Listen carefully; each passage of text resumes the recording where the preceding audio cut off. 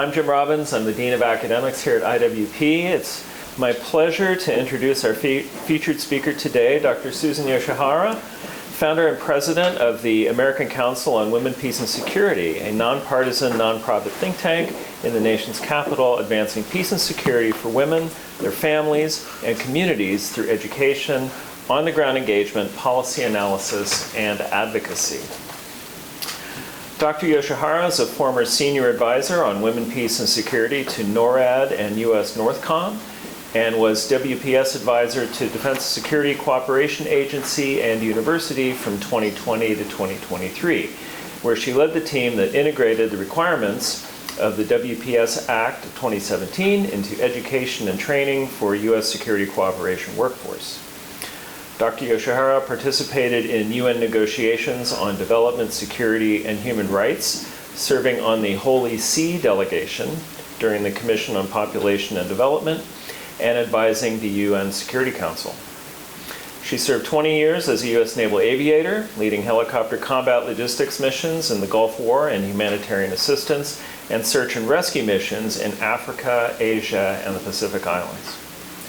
Dr. Yoshihara holds a PhD from the Fletcher School of Law and Diplomacy. Yes, yeah, Fletcherites, all right. An MFA in creative writing from Antioch University, an MA in National Security Affairs from the Naval Postgraduate School, and a BS from the U.S. Naval Academy, and also is a faculty member here at IWP. Her topic for us today, and title of her third book, is Women, Peace, and Security in U.S. Security Cooperation. So please join me in welcoming Dr. Susan Yoshihara.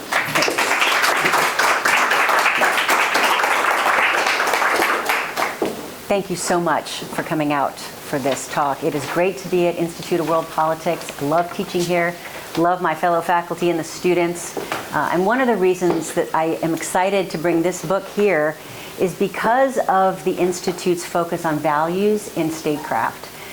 We often just say that values might be there's a tension between values and national interest, but we at IWP know that crafting that value proposition of American values in our statecraft is absolutely essential, no matter the grand strategy.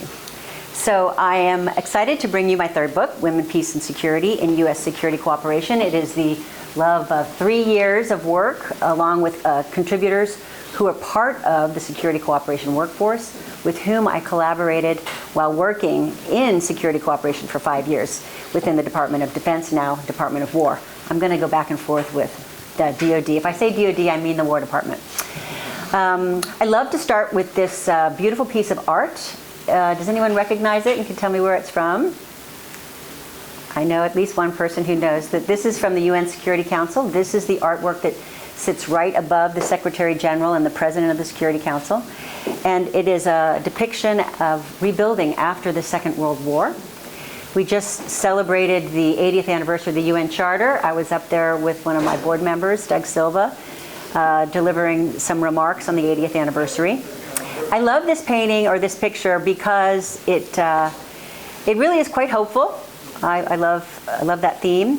And you can see rebuilding and rising from the ashes of the rubble in the Second World War is a family, or what we see as a family. But the artist was able to make the man and woman equal in size. Do you notice how he or she was able to do that? And it goes to show you that women, peace, and security has been part of our foreign policy probably since the beginning. Take my class if you want to learn more about that, but certainly since the end of the Second World War. And so the values that went into creating the Women, Peace, and Security agenda at the UN 25 years ago, and in a week, because it was just celebrated 25 years, are really foundational to American values that helped rebuild those institutions after the Second World War. I'd like us to think of this then, not just as the niche subject of one agenda, women, peace, and security, but rather as the broader question of the degree to which today in our foreign policy and in the world we live in, we can still integrate this kind of fundamental objective values into our statecraft with other countries. So before I go on to the lecture, I just want to say a word of thanks to the American Council on Women, Peace, and Security. It is my pleasure to have a couple of our board members here, Wendy and Piero, staff, Kathy Shribar as well, and you can see some of our fellows. We're an educational institute. We do some advising and engagement, as Jim mentioned in the introduction, and you can check us out at wpscouncil.org. Now, as one of my peer reviewers said about the book when he reviewed it, what a time to be publishing a book on women, peace, and security right after the Secretary of War decided to cancel it. But the death of WPS has been greatly exaggerated. It is still alive and well in the DoD. The combatant commands are still engaging other countries with women, peace, and security. And so while it is going through this transition of what it's going to become in the future, and while the law might be sunsetting in 2 years, I believe that it is the perfect time to be publishing a book on the question of what it should be in U.S. foreign policy and what it should be next. First of all, I want to say, I want to ask if anybody knows what security cooperation is. I'll give a quick introduction. Anybody work in security cooperation? So this is a field of U.S. statecraft run by the State Department, but also implemented by the Department of War. It has about 15,000 to 20,000 personnel, mostly military, but now there are a lot more civilians. They work in up to 136 embassies. We also have defense advisors that work directly with ministries of defense. And the ABCs of security cooperation, they like to say the ABCs are access, things like access to bases, building relationships with other militaries that we work with, and capacity building for those militaries so that we can work for them. Now, most of what you hear is foreign military sales. So all foreign military sales are under security cooperation. So you hear big ticket items going to Ukraine or Israel or Taiwan, but tucked into that is this capacity building where WPS resides. And in fact, we were able to incubate that with the Defense Security Cooperation Agency, and it has been tucked into capacity building now for a few years. And we like to say that WPS gives you a large return on investment, because if there's over $100 billion in military sales and only $4.6 billion for capacity building every year, the last budget that they had was only $8 million for WPS. We like to say big return on investment. But I'm going to let you decide once I go through some of these cases. What is access? Well, I like this particular map because it came from Al Jazeera. And if you look at 750 bases, that's actually half the number that it was just maybe a generation ago. But the number of countries has doubled. So we're in more countries, fewer bases and lily pads, more countries. And that means we have that many relationships to build through things like security cooperation. Now, what's women, peace, and security? I hinted that it came from the UN 25 years ago.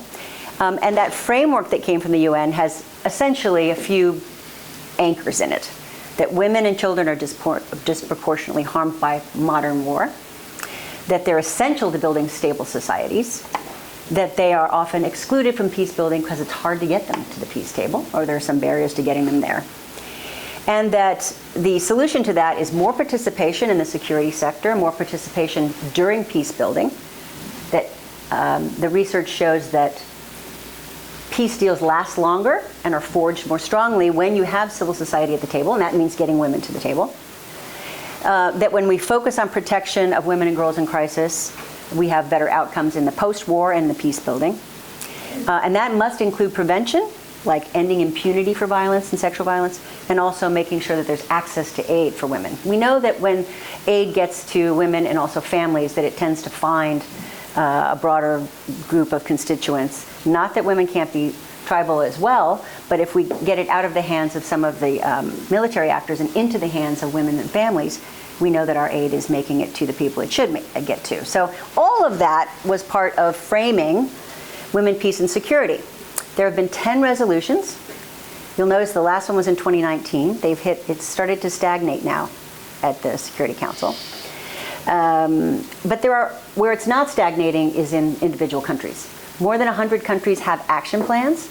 We have a law. We're the first country to have an actual law on this. It's in 2017.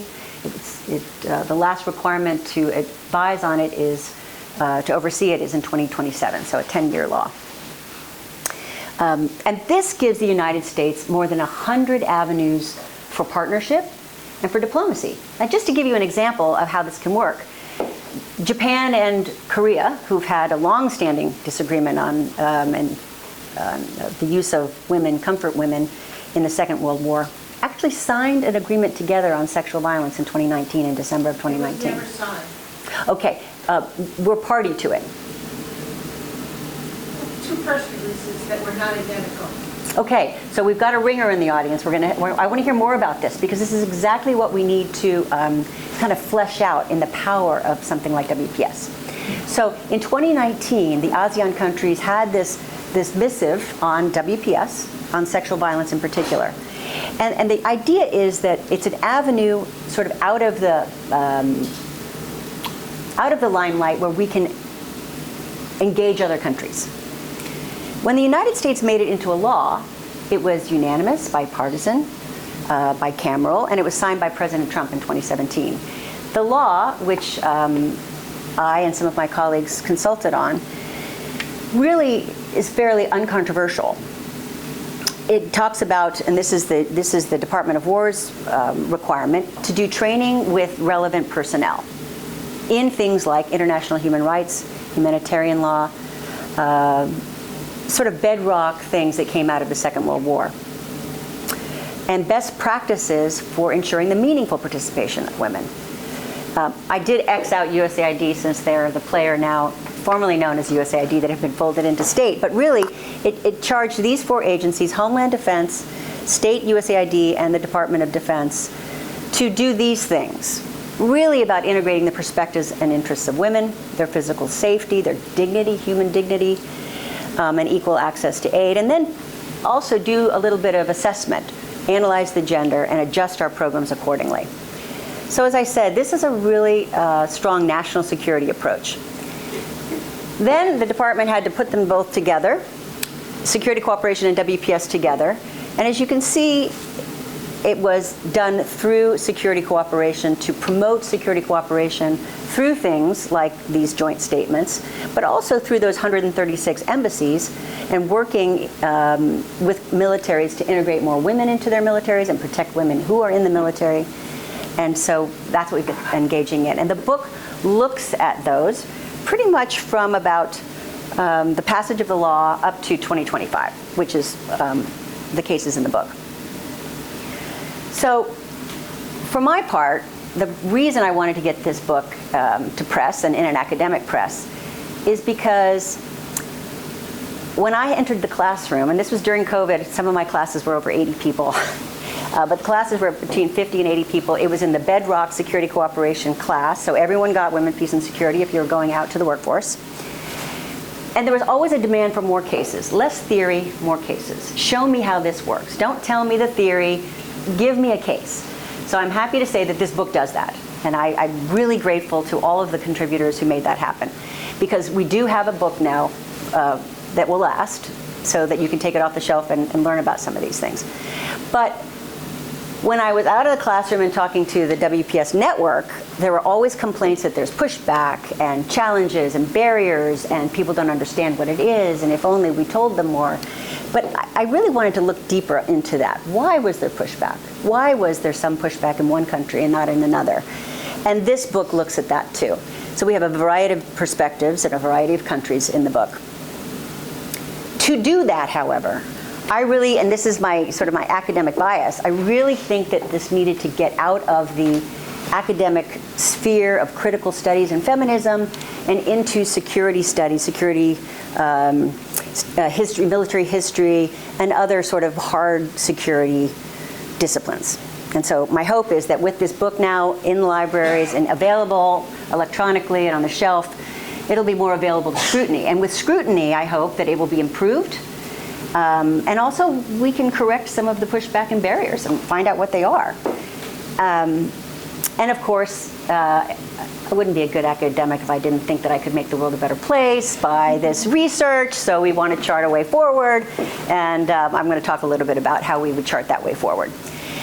So the question is, can this deliberate focus on women and girls, on WPS, can it improve our national security and can it advance our national interests? That was my question, right?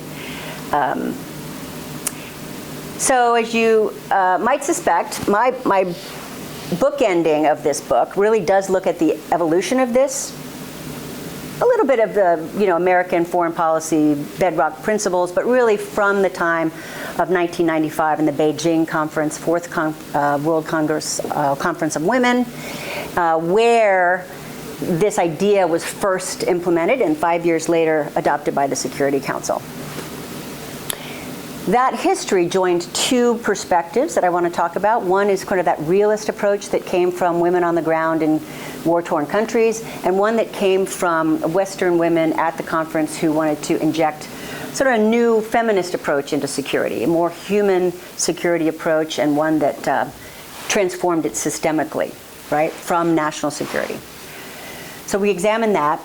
And then we look at things like planning. We compare two cases of reconstruction, one in Japan, which I'm not going to talk about at length tonight, but is a fascinating case, where MacArthur actually wrote Votes for Women as he was going to take over the occupation as a way of deconstructing Japanese feudalism, Japanese imperialism. Giving votes to women, inserting those democratic principles was one way. And then a story in that chapter that I think you'll enjoy, which is the woman at the table who was on the Japanese side, but she was a European who had escaped the Holocaust and who had been the interpreter in the room, who was actually pivotal in making that a realization, getting votes for women. The other case is post-war Afghanistan, comparing how one was successful and one failed, and there were a lot of reasons why. So we can talk about that in the Q&A if you like. Then we look at gender analysis and advising. First from the country level, we have several countries looked at, and then from the strategic level, specifically in Southcom. I was just down at Southcom last week, and the countries in Southern Command are very eager to work with us on women, peace, and security. Even if we're sort of pulling back, they are all pushing forward. And whatever we cannot do because we have pulled back, Canada is coming in and doing. So this will go on, whether or not the United States leads or not. Many countries will continue to do it, including those in Latin America. And then an interesting case I'm going to talk about, which is civil-military relations. But before I do that, civilian harm mitigation and WPS, I think one of the nice value adds of this book is we have a whole chapter that creates a matrix that compares those two things. Civilian harm mitigation and WPS are two different, but I think very parallel issues being integrated at the Pentagon. All right, what are the academic contending theories? What are the contending worldviews that went into the very beginning of WPS? And again, I'd like to think of this as just one example of a broader issue of integrating values into our foreign policy. But these contending theories started first with those in the West who wanted to see gender equality and equity. And so if you have a gender equality approach, you see WPS as a tool of American foreign policy to promote gender equality around the world. And this is bolstered by good research, this in particular that I pulled from down in Texas A&M. This is called the Woman Stats Project. And robust data that I welcome you to take a look at. You can take a look at that for any country that you're interested in. You put in your own indicators. And of course, it's only as good as the indicators that you choose, but it does correlate gender equality with being less fragile, having a less autocratic government, being a more stable society, and having less terrorism. So this is the research that supports the gender equality approach. And the other approach, which I think comes more often than not from military women or military officers who are learning about WPS and integrating it into their work. They see it far more as operational effectiveness and how this can add value to whatever the mission is before them. And so in the 20 years of Afghanistan and Iraq, WPS really became about stability ops. In fact, it was put in stability ops for a while before I guess it still is in stability, humanitarian affairs, as well as security cooperation. So very tactical things like female engagement teams, training women in peacekeeping. I'll talk a little bit about that. closing blind spots in our planning. Obviously, everyone wants to have a better plan, wants to see the full picture. They want to know what the women are doing as well as the men. And so all of that kind of is more of a realist approach. Because there are over 100 countries who engage in this, the United States has an ability to just take their plan and not impose anything. You're looking at what their objectives are, what that country's objectives are, and where they overlap, we can work together. Where they don't, we don't. So in that respect, it has great respect for sovereignty and culture, if it's done right. And of course, with that kind of knowledge of what's happening on the ground with men, women, boys, and girls, you have a better chance of increased accountability and transparency. Now, today, you'll hear WPS invoked not for stability ops, but rather in making the United States the partner of choice. China and Russia are not doing this. In fact, the stagnation at the Security Council comes from Russia, pretty much. But China is not doing a lot of gender equality on the ground around the world.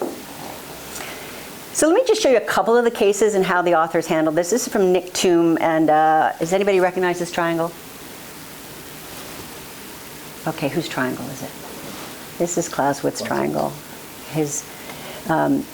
Toom's argument is that as we have shifted to irregular warfare, the most important leg of that triangle is no longer the military and the government so much as it is the military and the people, right? What's the relationship? What's the civil-military relationship?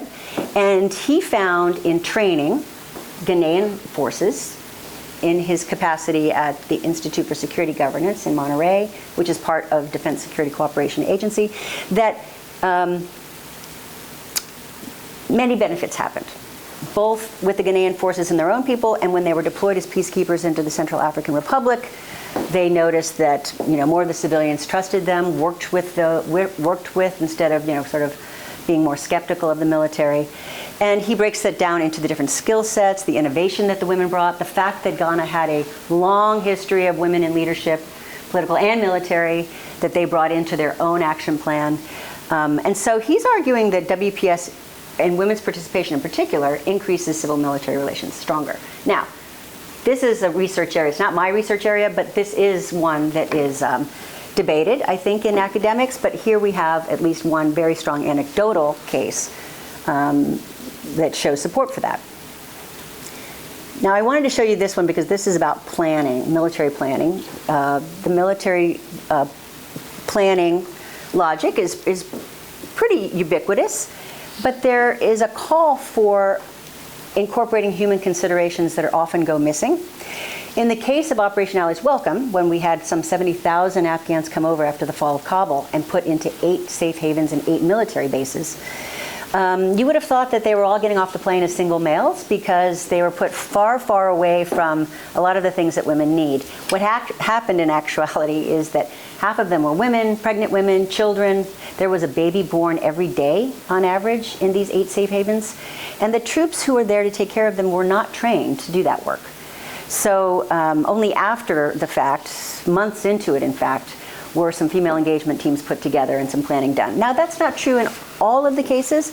I actually, after this book, did some more research on one of the other cases where it was an intelligence group that had actually put together a very good camp layout to protect women and children and do some standard operating procedures. But as far as planning ahead of time, I'm glad that this book now captures this because in the future, you can see, she argues that 6 months ahead of time, we knew who those visa holders were. We could have done this kind of planning and we didn't do it. And so we had a lot of gaps, especially with the family.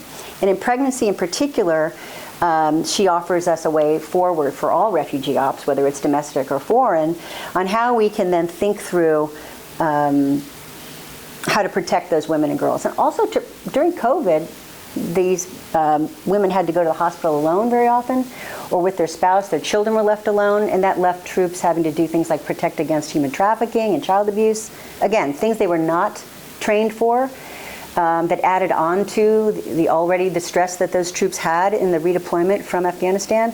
So this can actually help protect our troops in the future, whether they're doing domestic ops, border control, or what have you, anytime they're working with traumatized populations.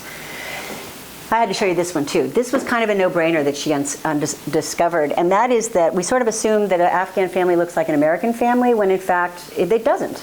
So for example, the point of those camps was to get families out into American society within 6 months.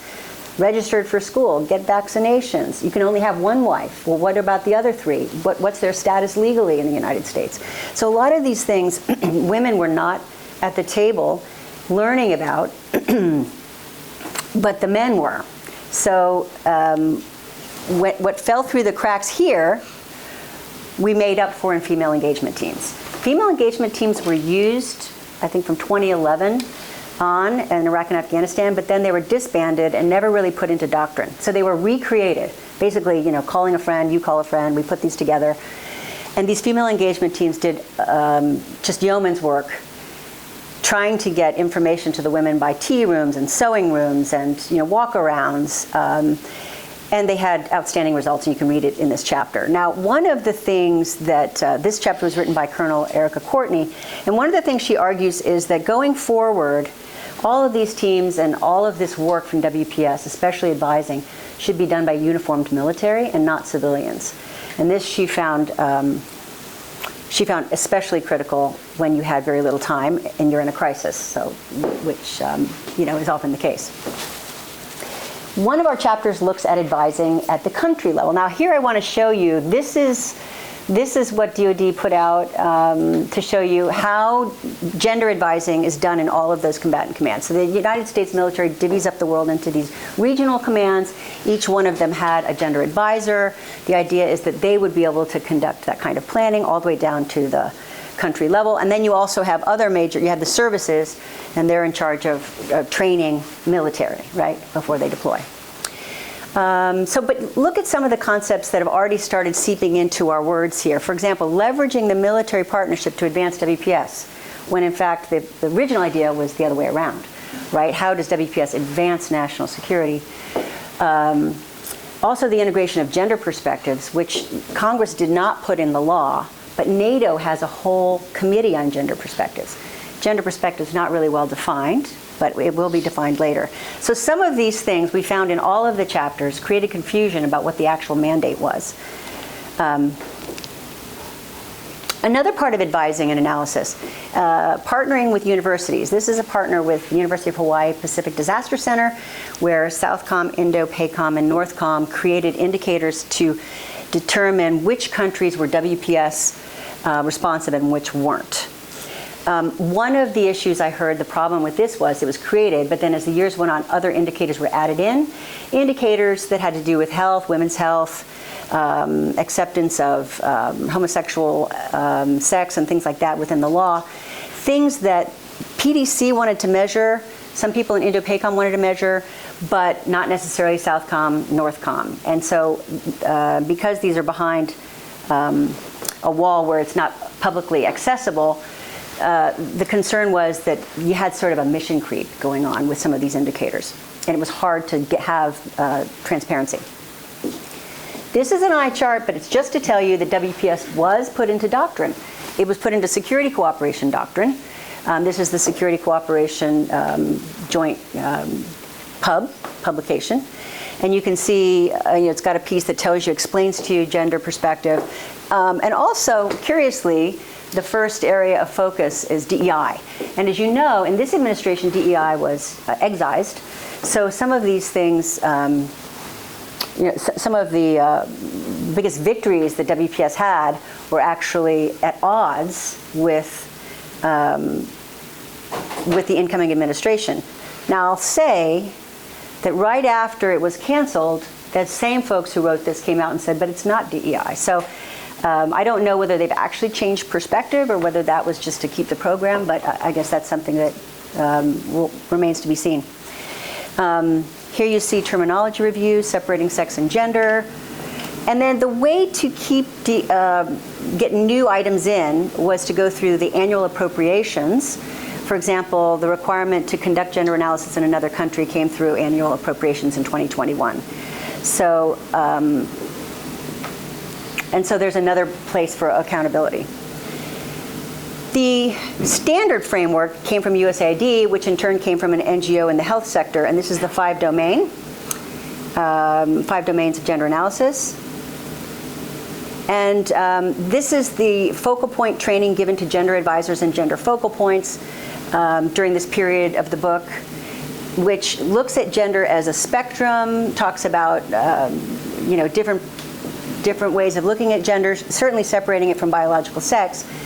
Now, as you know, this was out of step with the administration who came in, and what we noticed in the cases, especially in like the Afghanistan case and the case on gender advisors, is there was a lot of confusion about what the mandate was and a lot of frustration at pushback, especially pushback from senior level officers and from the countries. So the question is, I mean, if this is what we are teaching other countries, and we are still teaching gender advisor and focal points. Right before the government shut down, we completed a case out in Yukon. Whether or not this is being taught now, I don't know. But the question is this advancing those fundamental values that we have, the post-war values? Or is it advancing just one way of looking at WPS? And so this is sort of one of the questions that came up as we were analyzing these cases. Now, I call this WPS 2.0, 1.0 being the UN, 2.0 being the US law, because that's when the US had to now kind of fit us into a law. This is the latest strategy that we're working off of. This was published in 2023. And there are two things about it I think that are really important to see. Well, that it's a moral and strategic imperative. Obviously, there's a lot of support for WPS. But that it's an intersectional approach. And, I always ask an audience, do you know what intersectional means? Because very often they don't. And I think it sounds like sort of an esoteric word. But it's really, it came out of the critical race theory, critical legal theories out of the 1980s. And what it does is it takes things like gender equality, but also mixes in other vulnerable groups, underrepresented populations, and it puts it into a framework of oppression and oppressed. One of the problems we found is it's very hard to know who's oppressing and who's oppressed in 136 other countries. How would you know when you're looking at something tribal? And so this is very hard to implement for the military. And the other idea is that WPS is systemic, which means you have to transform institutions, like transform the Department of War. And that, too, proved to be very difficult. Folks in the military, in particular, who were doing female engagement teams wanted to be far more tactical. They were not at all interested in transforming the Department of War. They're very interested in sort of helping women and girls, that sort of thing. So for the findings, there's certainly a lot of value added with WPS. I mean, we found that, obviously civil-military relations have the opportunity to be closer because of women's engagement, closing those cognitive blind spots in planning, whether it's strategic, operational, tactical, operational effectiveness, especially in the prevention of things like human trafficking that we all agree on, child abuse, things that happened inside those camps that female engagement teams are really able to help with. And also the need to capture some of these lessons. If not in doctrine, then you have it now in a book. So hopefully that will make its way into doctrine.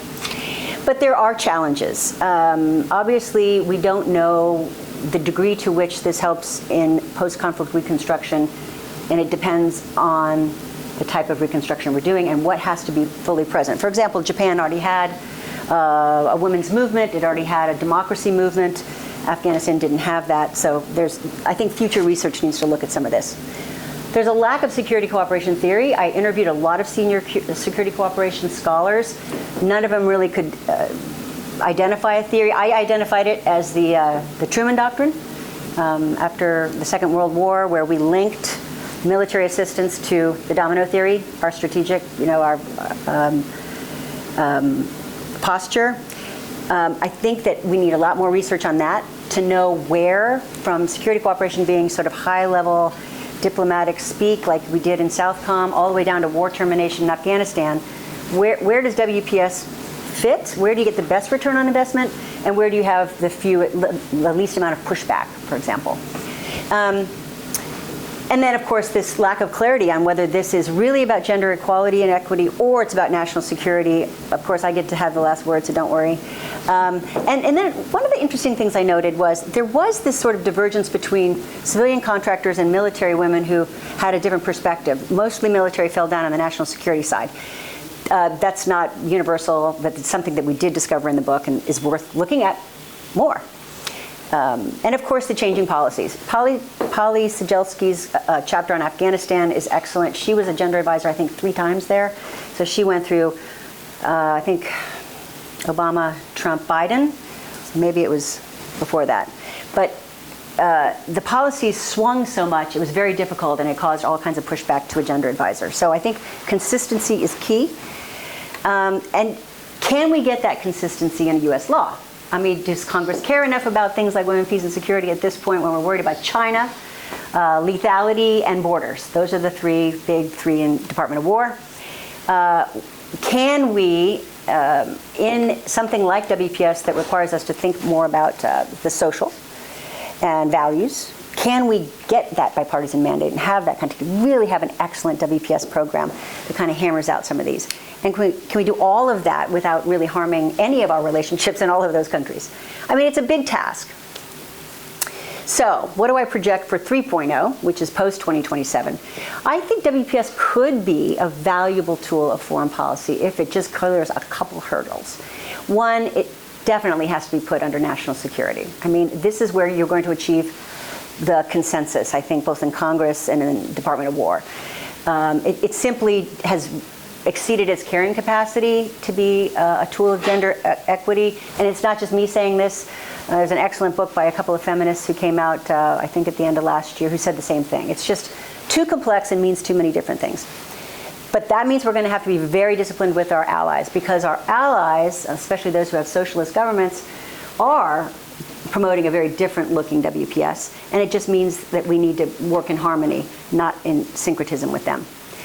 And focus on a few military specialties, whether that is military policing or security cooperation, medical, whatever it is. It needs to be tightly focused and aligned with our interests and with the mission at hand. Also has to comport with the culture, right? This can be difficult sometimes. And it's not just WPS that does this. In security cooperation, we try to inculcate a sense of individualism, which doesn't always fly when you're training foreign troops who are interested in other things, like the tribal balance within the Ministry of Defense, not hiring based on merit. So it's very difficult to instill any American values, right? And the bottom line is there are plenty more. You can read the last chapter if you want to know exactly what, but there's plenty more places to contribute if you're interested in this subject. Whatever it is, your subject, if it's security studies or history or intelligence, lots of room to improve on this, to make this a going concern. Again, those are the chapters. I just want to throw those up there. And this is me in my happy place. I had to throw that up there too. This is out in Western Pacific, flying an H-46. You can see one of the ships in the battle group in the background. And now I'd like to open it up to discussion. Yes. Yeah. So thank you very much. I'm really excited about this. My name is Cornelia Weiss, and I am wondering, with regard to military history, I think an easy solution there would be tasking military historians. I don't know exactly the number, but I'm thinking around 1,000. So if each one got a tasker, wow, think about all the case studies you could get. And then two, why don't we have within the military community at the War College level, there are research professor positions, and why not have at least one research professor position dedicated to, let's say, military history?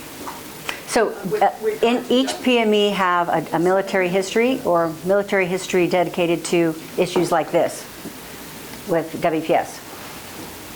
So what I'm saying with regard to WPS military, okay, right? Because that's what you're saying. You're saying, look, we need case studies, yeah, right? So the military on the ground doesn't care about theory. That's right. Boring. Give me case histories. Yeah, given case histories. I think well, let me throw it out to you. What do you think? Anyone who's taught in a war college besides me? But there were positions for WPS and just eliminated all of them. And they took all the books out that mentioned women in the academy, so. Backwards. Well, so I don't know. I mean, right now at the Naval War College, they still have. There's a, well, that's still in existence, exactly. And then right. There's a book that's, still undergoing review to see if it fulfills the mandates of, whatever the women, gender, I don't know, whatever, the current administration has, so there are things there, and, and yes, things have been scrubbed. I mean, at least one of my articles has been. Was that from Naval War College? What? Was that a Naval War College placement for your article, or in something else? This was. Oh, okay. Oh. Yeah, so this was in the military review that they took it out. So different combatant commands have done different things. I heard from someone at AFRICOM, they had to focus very tightly on the 3 priorities, and they had to cut out WPS and civilian harm mitigation. Whereas Indo-PACOM is still doing it, Southcom, EUCOM is still doing it. At the war colleges, there's still positions, obviously, at the Naval War College, where they have military historians. I do argue that history is a great teacher. I mean, at the war colleges, one of the reasons we teach history at war colleges is because sometimes the latest war is a little too raw, and it's nice to get perspective on it. This is why they started teaching the Peloponnesian War instead of teaching Vietnam with all the returning veterans from Vietnam. So I think there's great value in that. I really do. And I think it's going to uncover a lot about our own history, American history, especially in the 250th year. Other questions? Sure. Thank you so much. I am Wahab, recent graduate of security research from Yoshihara University, originally from Afghanistan. Okay. And I have 2 questions. One is about why the post-conflict reconstruction failed in Afghanistan. Was it a policy failure from the US side, or like culture of Afghanistan, or the religion? And the second is that I saw the map of the countries which find 6 inequality in law and policy. So why is it a kind of like because of the culture, or again the religion, or a type of the system? Oh, this is the map of the indicators? Yes. Yes. Okay. So that was the Indo-PACOM Pacific Data Center, the University of Hawaii. So they do have a set of indicators. Unfortunately, that is behind a security wall. So it's hard to look and see what those indicators are right now.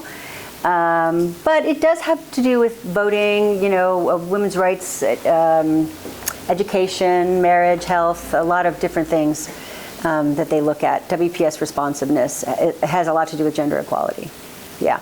Now comparing Afghanistan and Japan is interesting because you could say both of them were occupied. There are a lot of ways that you could compare them.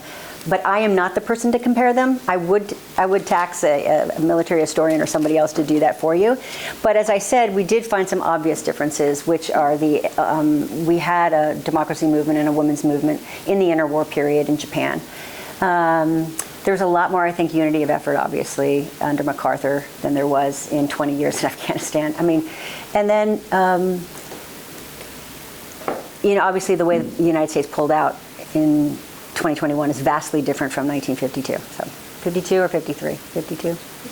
Yeah. So other questions? Yes, ma'am. Hi. Hi. So I'm a cognitive science student.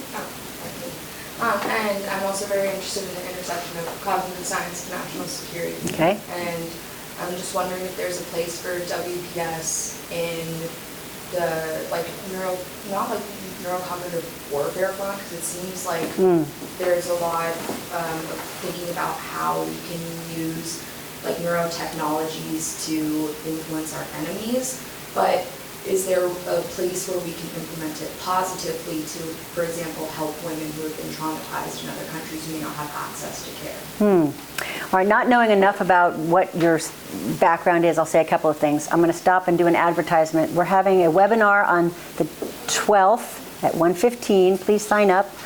And it is on cognitive warfare. And in this case, it is someone who on October 7th was called back to active duty to do hostage negotiation in Israel. And she's studying cognitive warfare. We already had one talk from someone who's just done a thesis on cognitive warfare of China toward Japan, and this will be Hamas to Israel. So if you're interested in cognitive warfare, please come and we'll make sure we make that connection. But yes, so at the American Council, several of us have been to the Harvard program on refugee trauma. And anytime we deal with this, I think it's really important to understand working with traumatized populations, because the logic of trauma is not linear. It's very, very complex. And so, again, in working with peacekeepers, training peacekeepers, or working with Operation Allies Welcome, or doing anything with civilian populations, we have to understand that the secondary effects on our own troops and what those can be. And having that, I think WPS is a great vehicle for that, right? It is, and it's one of the strengths, and it's a real part and parcel of national security too, protecting our own troops. Yeah, so I did 4 case studies with Northcom, but all domestic military. So maybe that'll be part of the next book. We'll see. Any other questions? In the back? I wanted to point out a story that I heard from someone's research, someone in this room who's doing research on China and the history of China. And that is that China does the human considerations in national security very well. I mean, they've been doing it for over 100 years. And I wondered if Toshi would say something about that, and also the Beijing case of exploiting women to disintegrate the enemy.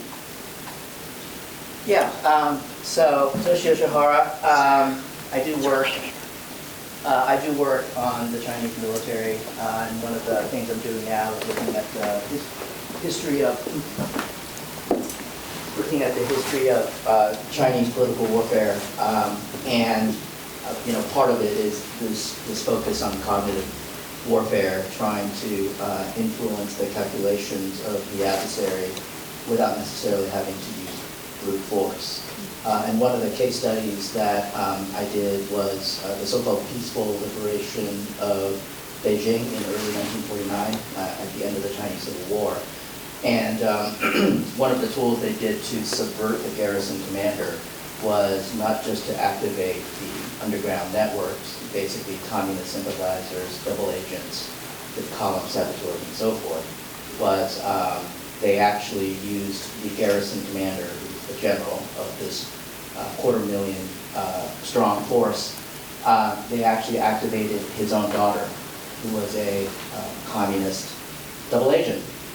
And the communists slipped her into the garrison, and basically she spent day and night monitoring her father's psychological disposition, and then also spent a lot of her time trying to convince her dad to give up without a fight. And the combination of all of those efforts, which you might call cognitive warfare, ultimately convinced the garrison commander to actually give up. And it's seen as one of the primary case studies for winning without fighting. And of course, clearly there are a lot of implications for the defense of Taiwan. You can imagine China maybe trying to replay that particular script against the island democracy. And that I think goes to show this sort of deep understanding of human relationships, interpersonal relationships, interpersonal networks that can really change the political calculation of the adversary. And the fact that they knew that the father-daughter dynamic might come into play, it shows a kind of a keen appreciation for their understanding for human nature, but also the ability to manipulate human emotions to achieve your political strategic objectives. Yeah. Thank you. I think that there must be more historical cases probably we can tap into in other countries as well. I like that one in particular because it demonstrates that we're not the only country who's thinking about the human aspects of military operations, right? And while we might be kind of late to the game, and honestly, I don't know if WPS is the right avenue to be thinking that way. Obviously, there's many more avenues to be thinking about it. There was this whole priority on culture during the stability operations, and obviously those have been put on a back burner. But there is a lot about those human operations that could be brought into, especially our domestic military operations. When the National Guard is dealing with the riots, this is one of the interviews I did, riots, Black Lives Matter riots in Minneapolis. They actually used a lot of the lessons they used in Afghanistan and brought them to bear when they were in the operations during that riot. And those are lost if we don't harness those for doctrine in the future. Similarly, interviewed the person in charge of asylum seekers in New York City, who was in charge of all of the military folks who were escorting all of the asylum seekers in all those hotels in New York. And honestly, again, putting military with, very willingly in many cases, with traumatized populations and displaced populations, has a whole effect of its own that it is worthy of examining well, looking at, harnessing, and getting and disseminating out. But if you look at the training that we do, for example, for GUARD, we do, at the annual lecture, they'll do a suicide prevention, sexual assault and violence, and it'll take about an hour, and you get that once a year. It's not nearly enough to be prepared for a lot of the missions that we're now asking our military to do domestically, or internationally for that matter. So there's a lot of benefit that can come from this if we get it right. And so a lot of goodness that we could exact from it. Now, what about legislation? It sunsets in 2 years. What's Congress going to do? There are people in this room smarter than I am on what Congress might do with something like that. But I would say that even if this law were to sunset, in that we've had our last strategy, and I showed it to you, the intersectional and systemic approach is our last strategy that is called for. Even if we don't get another one, I think the military will keep doing it. That would be my prediction. If I had to predict, they'll keep doing it. They like a lot of this. They're going to keep doing it. And so it's worth doing well and having some support to do it well, and to not flip-flop every 4 or 8 years on what the policies are, but rather make sure it's a strong, united American foreign policy that our partners can count on and know what to expect. Other questions? Yes, you know that there is a reception right after this, and I'm standing between you and a lovely cocktail and also the book signing. Yes, ma'am, right in the middle. Well, how are you going to convince this administration that SFAB clearly has issues with women and the whole idea to continue this even covertly? Oh, I don't think it's covert. Well, I don't know. I don't know what is being taught now, because I'm, not privy to what's being taught now. I'm not working for the U.S. government right now, so I'm simply giving you the sort of what our book revealed. No, I think he supports. Obviously, he supports women in the military. I mean, I think I've heard him speaking about it. Maybe I can't speak for him, so I don't know. But I think that some of these policies have allowed some breathing space to go in and take a look and give us time to really advocate for those things which really work for the military. And I think it's a lot of the military women who are saying that. Now, on the other hand, I have also heard that there's backlash against women in the military because it seems to be there's a lack of support from the top. So you see things are happening simultaneously. What does that have to do with WPS? WPS is sort of separate, but it's also, one could say, adjacent. But remember, this is a foreign policy. This is not support for our troops. This is a foreign policy that I think we need to get right. But yes, we do need to support all of our troops. And if we're 17% of the troops, then obviously 17% of the troops need to be just as supported, just as advocated for, just as well trained. Yes, ma'am. Thank you. So I understand that you said that that your prediction is that the military will continue practicing WPS. I think so. But if your prediction turned out to be incorrect, do you think allies and like-minded countries, as we call them in the diplomatic world, do you think they should get prepared to maybe try to fill some of that gap when it comes to? They're already doing that. Yeah. Do you have any examples of that, and who are the good pupils on this?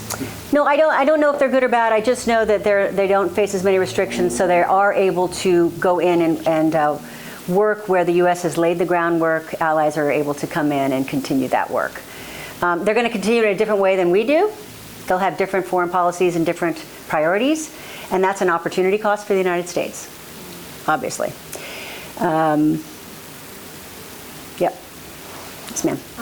Do you think that it's possible that some of the roadblocks that we're dealing with,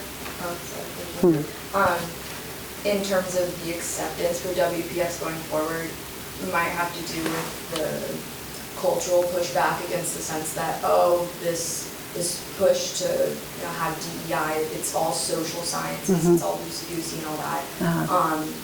Could it possibly be more reinforced by people who are in the more hard science world, doing studies, for example, and saying, hey, look, we have hard quantitative data. It's not qualitative, it's not sociology. We're looking at neuroscience, cognitive science, like clear, measurable outcomes in these experiments, that maybe it could help change the minds of some of these people who think it's all mushy social stuff? Well, as I said, WPS did reach a carrying capacity. So there is a lot of mushy social science, and folks are very excited about this.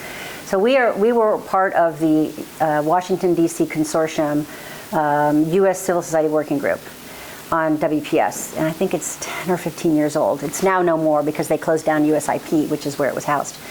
But it grew exponentially, and the groups that came in were young, and the groups that came in were very much in favor of DEI and very much in favor of systemic change. And so the whole way that group was going was very much toward, I think, a very expansive view of gender in U.S. foreign policy. And so how do you square that circle? How do you do that and make it a tactical military operation? And the fact is you can't. So something has to give here. Yeah, it might need to be renamed. It might need to be deconstructed and stuck into the cultural support teams or military police or something like that and chopped up. That might be but I think that it will have, as I said, some of the things that we failed to learn, like female engagement teams, those things need to continue. The human concepts that we learned in stability ops need to be brought forward. Some of these things we should bring forward, and whether we need to house them all in one thing. And as I said, one of my questions was, can we keep this bipartisan? In an era, you all watched the elections last night, I mean, we have a tendency, our pendulum tends to swing, and so policy swings with it. So I've seen the military do amazing things in my 20-year career, and my 4 years at the academy, and then another 20 years and watching my father's career and my brothers and so many like-minded folks who love this country. And I know that the military can do great things, and if they might be able to just get this right. Any other questions? We are right at time. Thanks, guys. You have been incredible.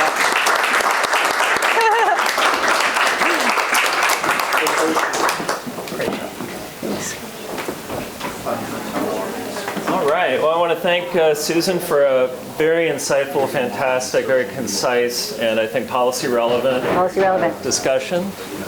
And I'd like to thank our sponsors and all of you who joined us today. If you're interested in learning more about our courses or applying for study at IWP, please speak to a member of our staff. Anyone's got one of these.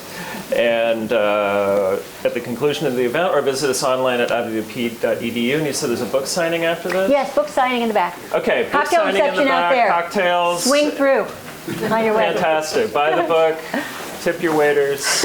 And thanks for coming. Thank you.